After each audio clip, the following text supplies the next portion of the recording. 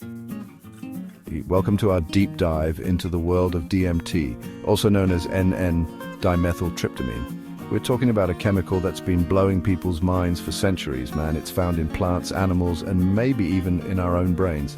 Some people say it's the key to unlocking the secrets of consciousness.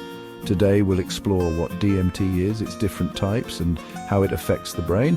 We're going to break down the science, the experiences, and the mysteries surrounding this powerful psychedelic substance. You ready? Let's do this.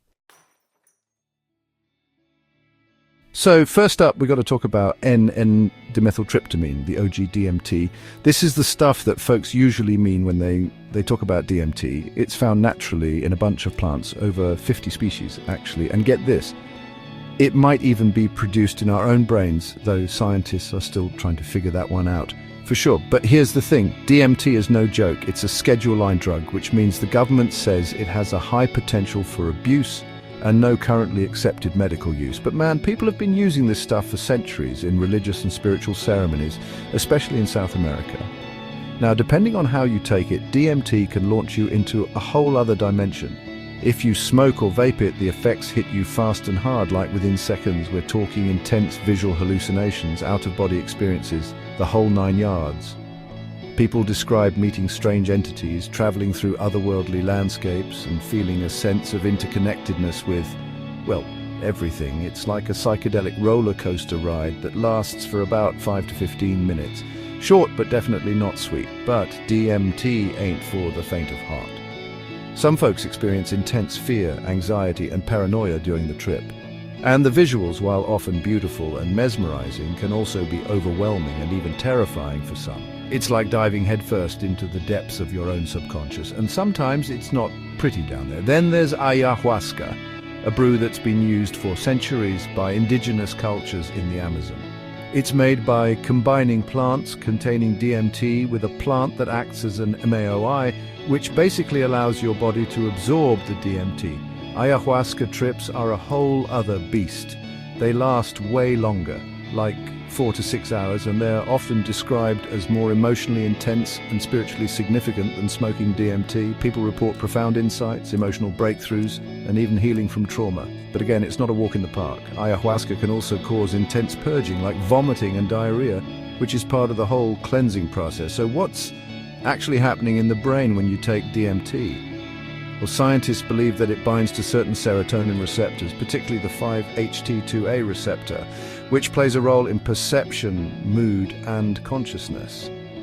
But honestly, we're still trying to understand the complex mechanisms by which DMT exerts its psychedelic effects. It's like DMT is this puzzle that science is just starting to piece together. But here's the crazy part.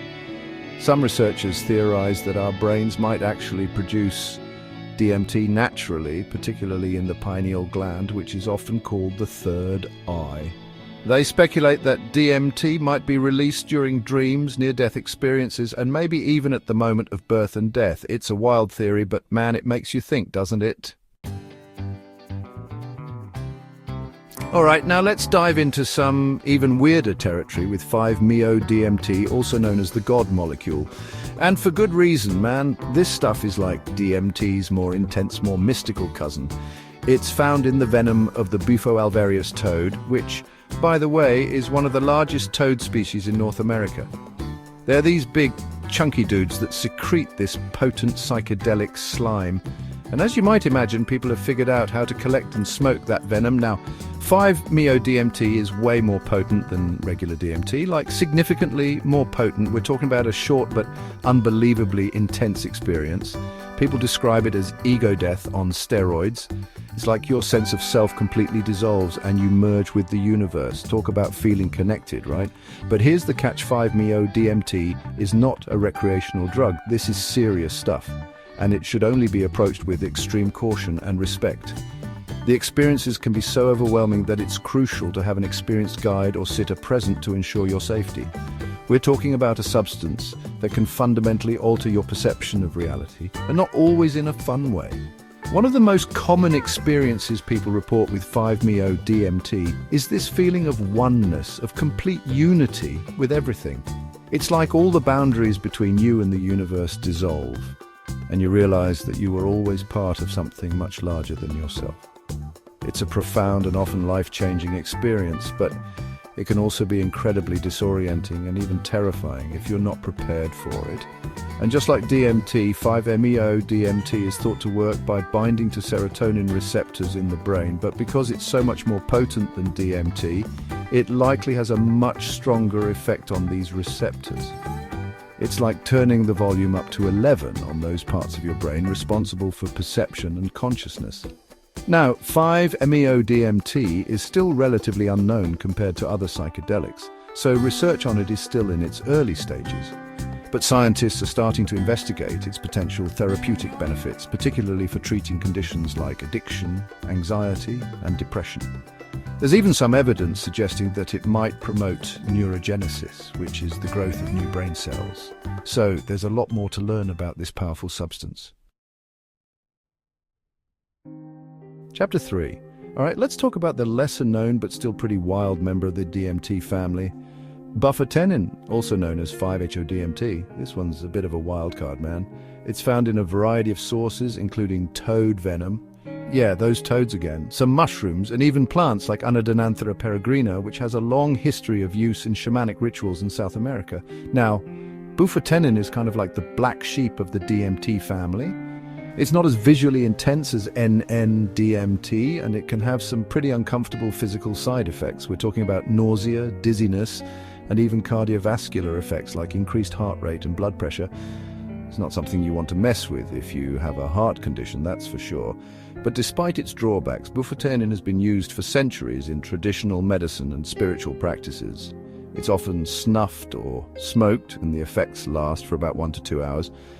People describe a range of experiences from mild euphoria and altered perception to intense hallucinations and spiritual insights. It's kind of all over the place, which is probably why it hasn't gained the same popularity as other psychedelics. One of the interesting things about bufotenin is that it's also found naturally in the human body, particularly in the brain and the gastrointestinal tract. Scientists believe it might play a role in regulating mood, sleep, and even appetite.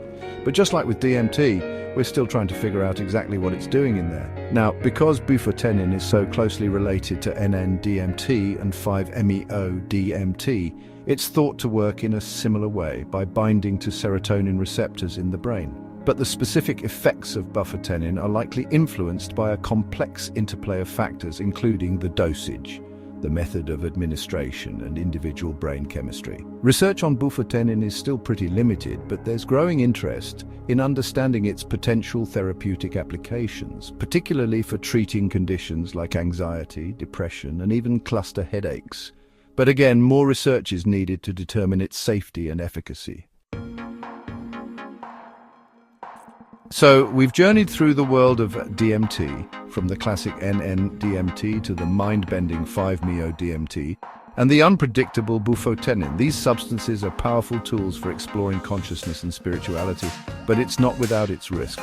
We're talking about powerful psychedelics that can seriously mess with your sense of reality, your emotions, and even your physical body. Always approach with caution and respect. Do your research, start with low doses, and make sure you're in a safe and comfortable environment with experienced people you trust. Don't forget to like, subscribe, and share for more deep dives into fascinating topics.